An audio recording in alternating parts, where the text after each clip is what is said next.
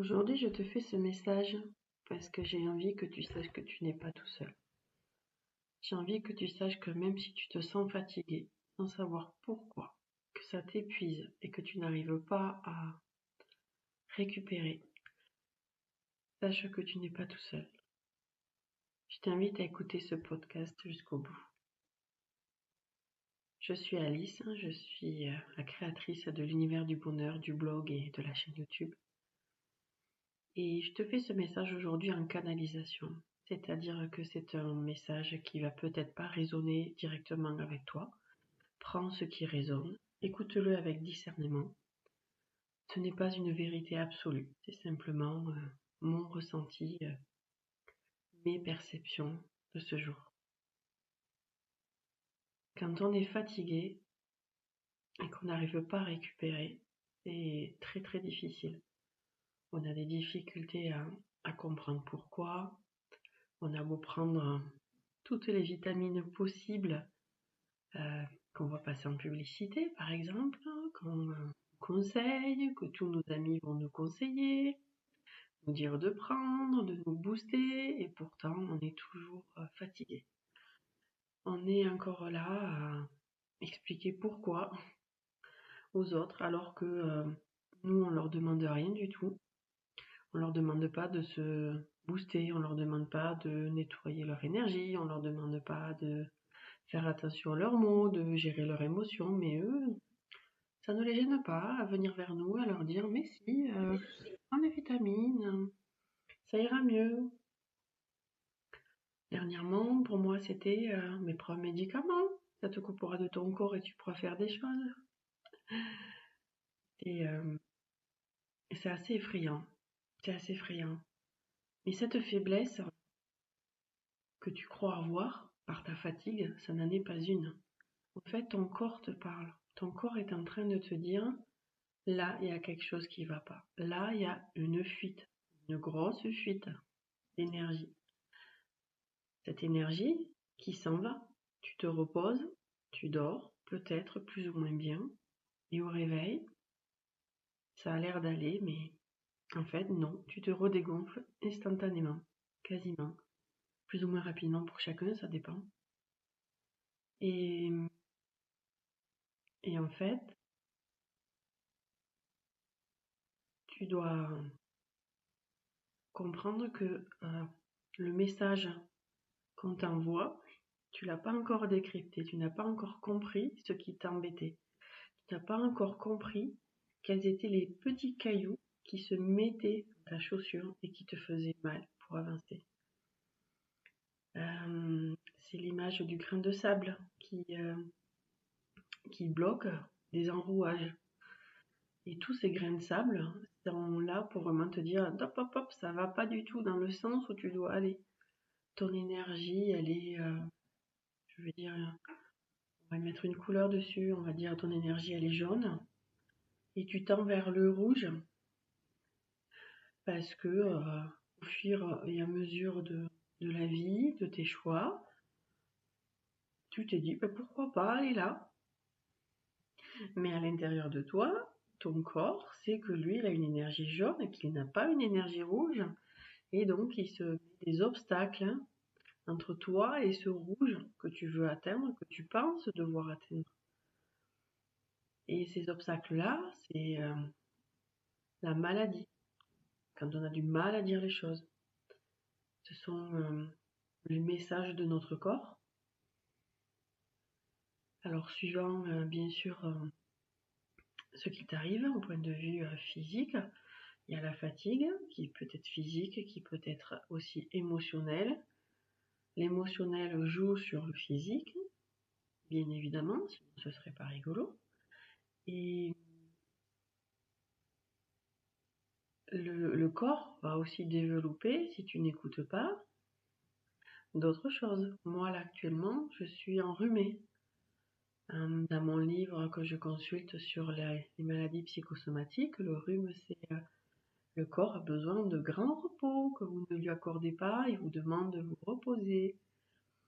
Et il ajoute aussi, ce livre que je regarde très régulièrement, me dit, vous avez de la confusion mentale. vous demandez trop, vous vous posez trop de questions, et ce brouillard mental se traduit par un brouillard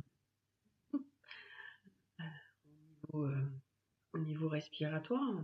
Donc, comment respirer, comment vivre sa vie alors que on ne sait pas comment faire, on n'arrive plus à respirer. C'est comme si on était la tête sous l'eau en train de faire un crawl où on respirait l'oxygène qu'il y a dans l'eau.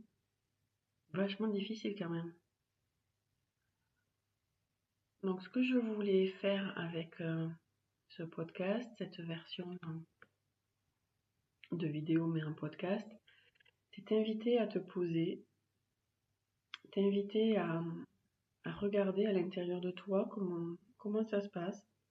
Tu fais comme un scan intérieur et tu analyses.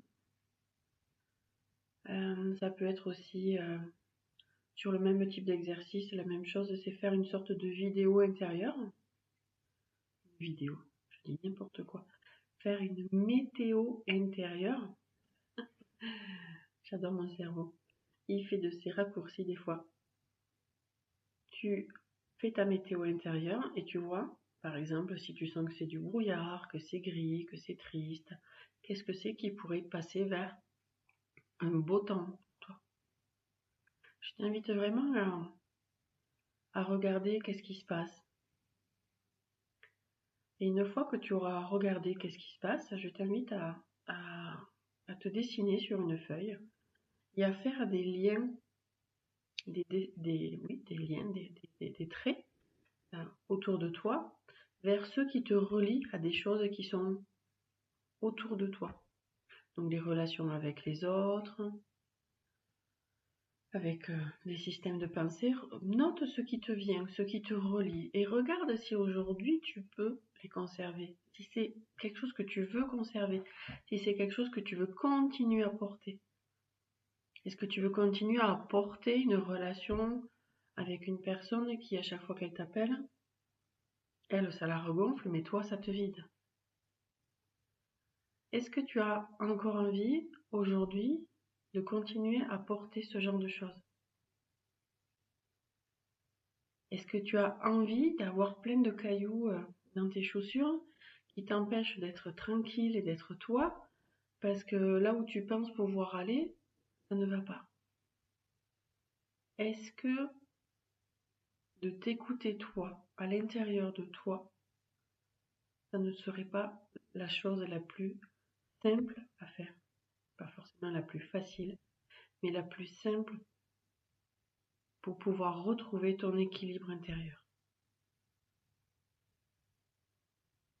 Qu'est-ce que tu en penses? Est-ce que tu crois que de faire le point sur toi et tout ce qui t'alourdit peut vraiment t'aider? Ça peut être vraiment sur du pratico-pratique, mais ça peut très bien être aussi sur des relations, ça peut être sur des programmes, des programmes de pensée, sur des croyances, sur des loyautés invisibles. Est-ce que tout ceci, prends le temps vraiment de les noter sur ta feuille et de voir ce que tu veux conserver ou pas. Et puis en conscience, tu pourras, par la suite, si ça t'intéresse, tu me le dis, on fera autre chose à ce sujet pour s'en débarrasser. Mais si tu sais déjà ce qui te fatigue, ce qui te freine, ce qui t'empêche d'être bien, de l'avoir identifié, tu as déjà fait la moitié du chemin. Alors je te laisse déposer en commentaire ce que ça a fait pour toi, comment ça résonne. Si ce message t'a parlé, voilà, note-le. Je serai ravie de lire tous les commentaires. À très bientôt. Prenez soin de vous. Prends soin de toi.